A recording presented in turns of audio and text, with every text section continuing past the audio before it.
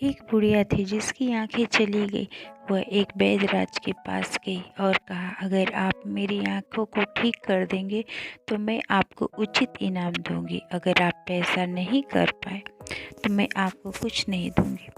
वैद्यराज तैयार हो गया और वह अगले दिन से बुढ़िया के घर जाकर उसका इलाज करने लगा। पर उसे उसके घर रखे सामान को देखकर लालच आ गया। बुढ़िया को दिखता तो था नहीं। इसी का फायदा उठाकर वैद्यराज एक एक सामान चुरा लिया।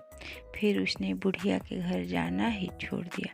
परंतु भगवान के घर देर है अंधेर नहीं। अचानक एक दिन बुढ़िया की आंखें ठीक हो गई। उसने पिछवाड़े में दबा हुआ धन निकाला और उसी तरह बढ़िया जीवन जीने लगी। वैद्यराज सोचने लगा कि उसका सारा जेवरात और सामान हमने लूट लिया था।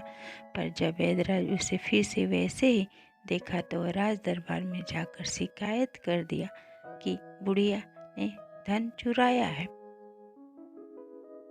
राज दरबार में बुढ़िया ने माना कि उसने कहा था कि उसकी आंखें ठीक हो गई तो वह वैद्यराज को उचित इनाम देगी। पर महाराज, जब हमने आंखें खोली तो हमारे घर में एक भी सामान नहीं दिखाई दिया। यहाँ तक कि हमारे घर में एक भी बर्तन भी दिखाई नहीं दिया कि कहाँ है।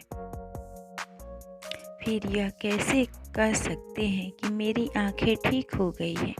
अगर ठीक हो गई है तो मेरा सारा सामान कहाँ है? राजा ने बुढ़िया की बात सुनकर उसे छोड़ दिया और वैद्यराज को हुक्म दिया कि उसका सारा सामान उसे लौटा दे।